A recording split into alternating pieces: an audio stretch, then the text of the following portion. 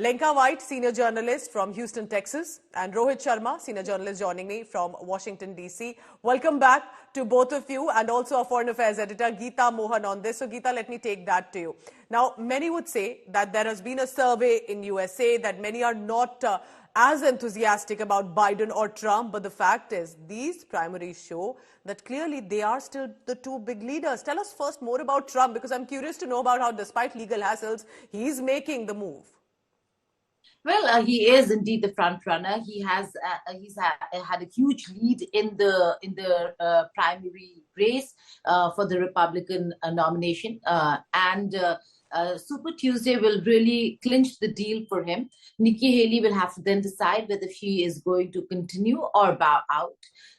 He already has 244 delegates as opposed to Nikki Haley, who has 43. And we're looking at a Super Tuesday where 15 states and American Samoa go to polls. So a very important day for Donald Trump, who has already taken a lead in this entire race. And look at the issues that he's really tapping on. Immigration, which has become one of the biggest issues this election. A lot of money being spent in advertisements in the entire campaign that focuses on immigration. And Donald Trump has been a hardliner and is taking that forward. Yes.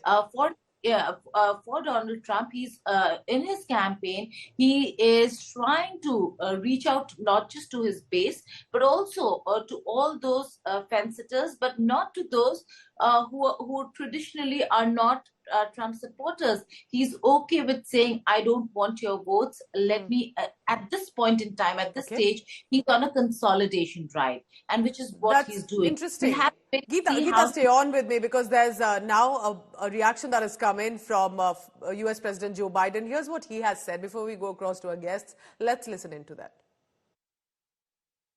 So, President, what's your message to Democrats who are concerned about your poll numbers? My poll numbers, the last 5 polls, you guys don't report. I'm winning 5 in a row.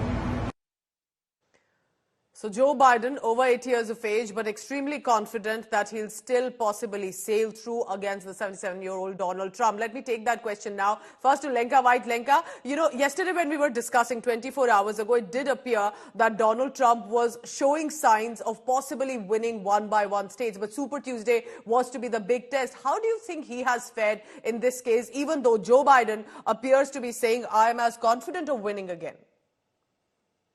That's a great question. I think Donald Trump is basically nailing it. As you said, he's winning every single state, you know, about 30, 40 points, and it's a big deal. And even liberal media are actually showing polls for the general elections saying that Trump is going to lead ahead of Biden, which is, you know, it's not usually like this. Like, liberal media usually support their liberal candidate, but New York Times, for some reason, is now saying that Donald Trump is going to win. So interesting. Yeah.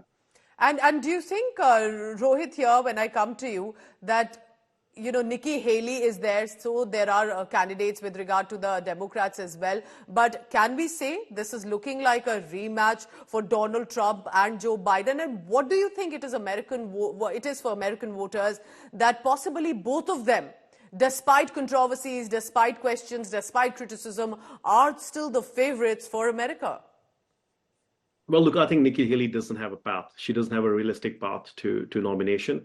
Most likely, she's going to drop out. Again, you know, I'd be surprised if she does not. She doesn't have funding to go through. One of her biggest donors have pulled out.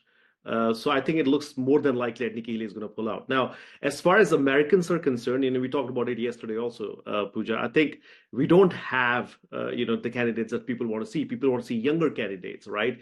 But this is the rematch that people did not want. And I think we're heading to November. This is what we'll get.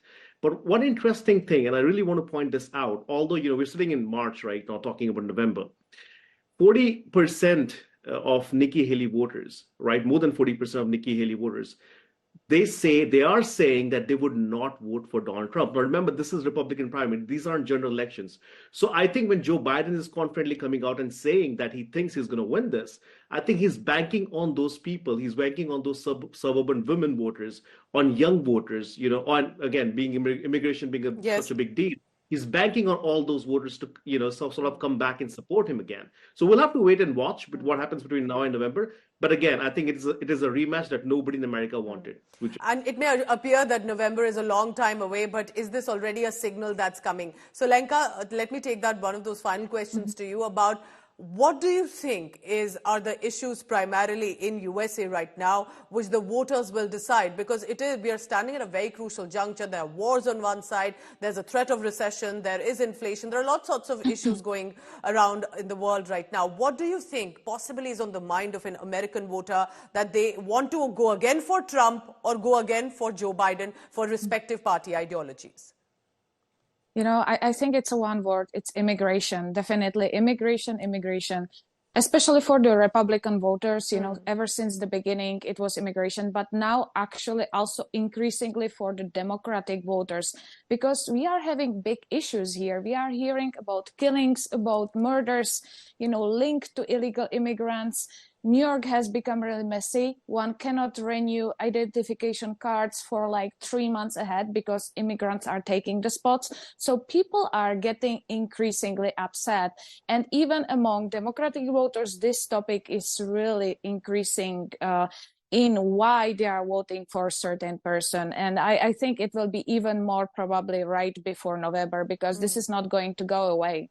It's coming to Arizona, it's coming to California. Texas has taken precautions, but they are moving to other states. And as we know, Biden is not very strong on that. That's a good point made, because does it look like that it will be a rematch between Donald Trump and Joe Biden? And is immigration really one of the big issues primarily for America, apart from other issues as well on the ground? It's a big victory for Donald